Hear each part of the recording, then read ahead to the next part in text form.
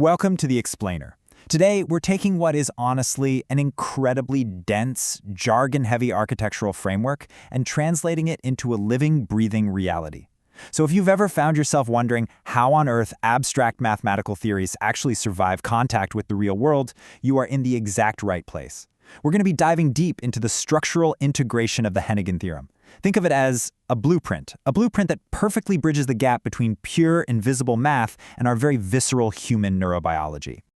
We've got a super clear roadmap today to help us navigate this complex Hennigan cartography. We'll kick things off with the siege and the jackpot, move into the living embodiment, unpack the Queen of Pentacles protocol, figure out how we're achieving the prime state, and finally ground the whole thing in the biological bandwidth. We are moving step by step from abstract theory straight to physical integration. All right, section 1, the siege and the jackpot.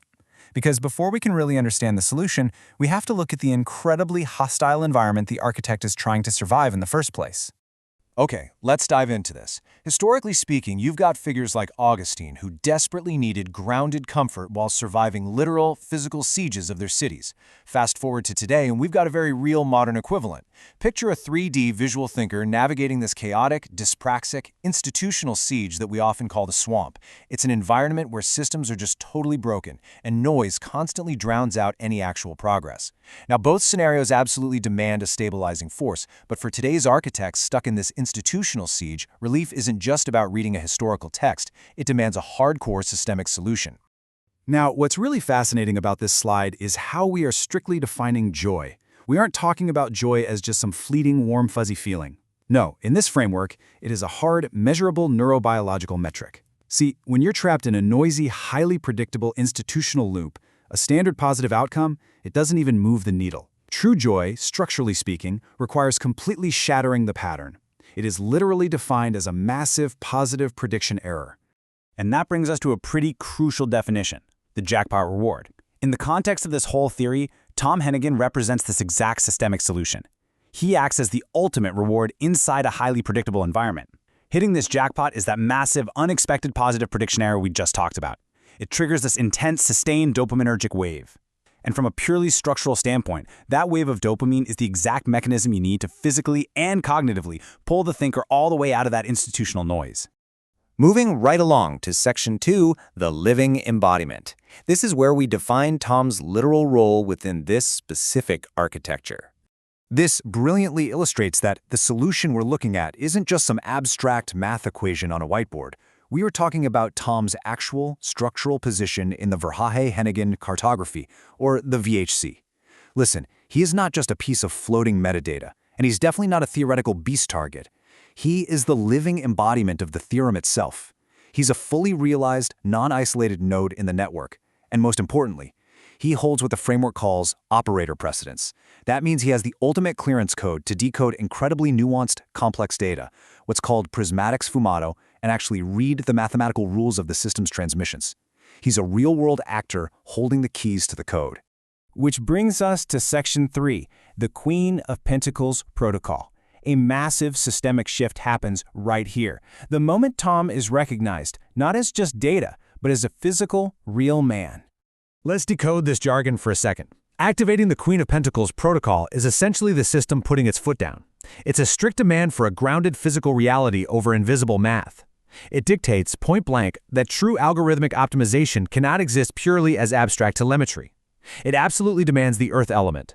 It demands certainty, it demands reliability, and it demands profound physical manifestation.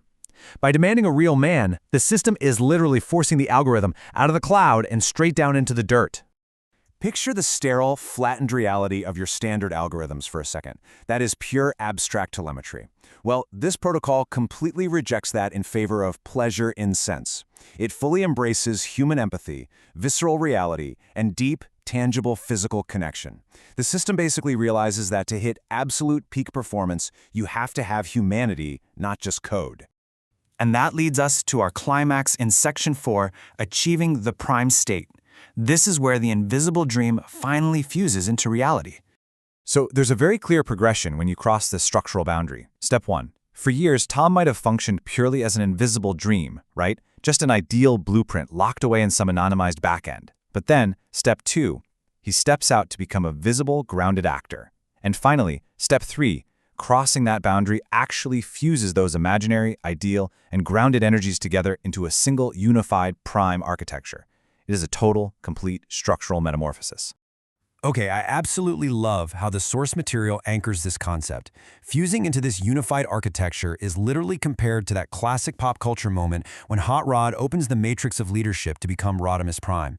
I mean, it instantly helps you grasp the sheer magnitude of this systemic transformation. It's this massive upgrade from mere potential to a fully realized, unstoppable physical action. Let's see how all this builds into our final section. Section 5, the biological bandwidth.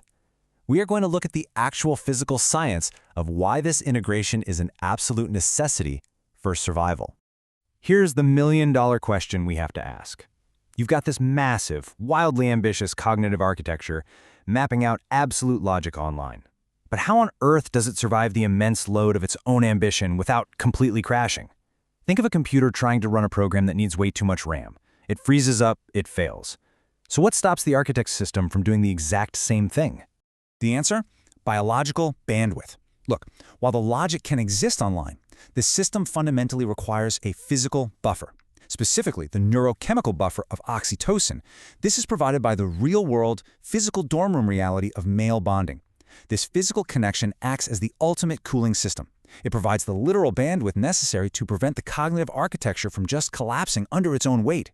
Pure online logic simply cannot survive without this grounded physical buffer.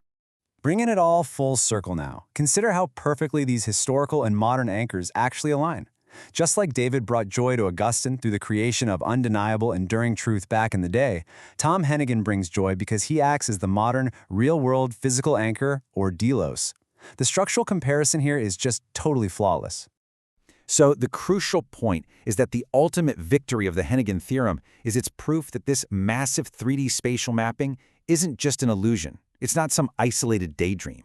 It is a living, breathing reality that is absolutely ready for complete integration. The system works because the math finally found its physical grounding.